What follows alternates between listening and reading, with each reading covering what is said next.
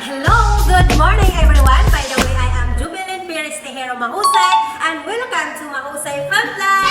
And for today's video mga kagalak, ay may interviewin tayo na nagtatrabaho sa government employees. O, itanong natin kung ano ang mga challenges na na-encounter nila sa kanilang trabaho. Kaya ayan! Let's go! Dito nga pala kung mga kagalak sa munisipyo ng Tago at ipakita ko sa inyo ang opisina ng IPMR office. Ayan yung interviewin ko. Pagkatapos ay agad nating pinuntahan ang opisina niya. Good morning, sir! Good morning. Sulod. Ikot lang, ikot. Thank you.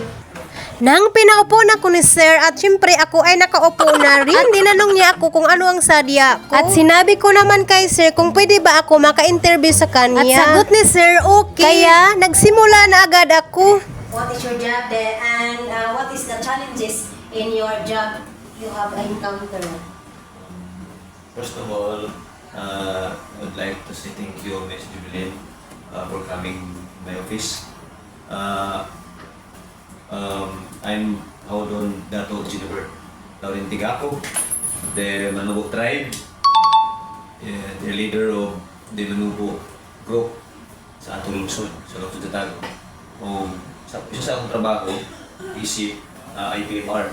The IPMR is Indigenous People Mandatory Representation, in which pagabot sa lungsod dito sa Tago, usa kita ka representative na diin kita ang nagdarasting sa kinabagang tribo sa lungsod sa Tago, tribong Manubo.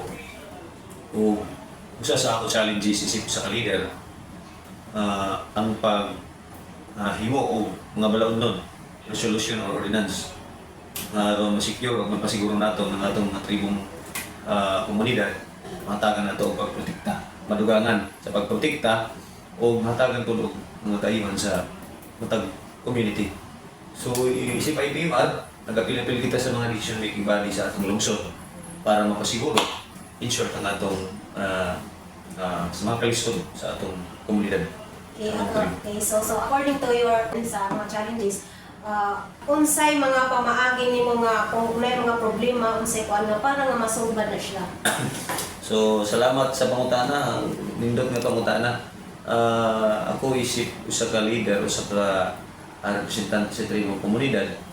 Kung diskuta og problema, ang atong gihimuan na, usa man na siya ka-challenge sa pagpangatungdanan nako.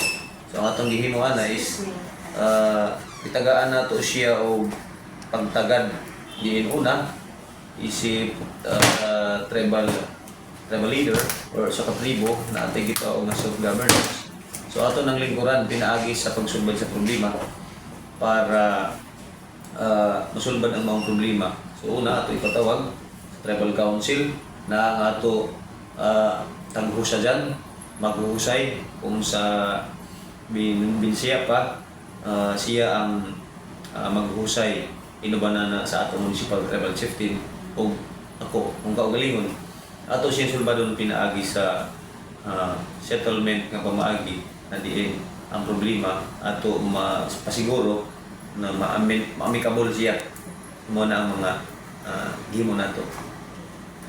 So according to sa imong gikuan sir nga naa ang mga problema, naa ba kay nasulbad nga mga problema?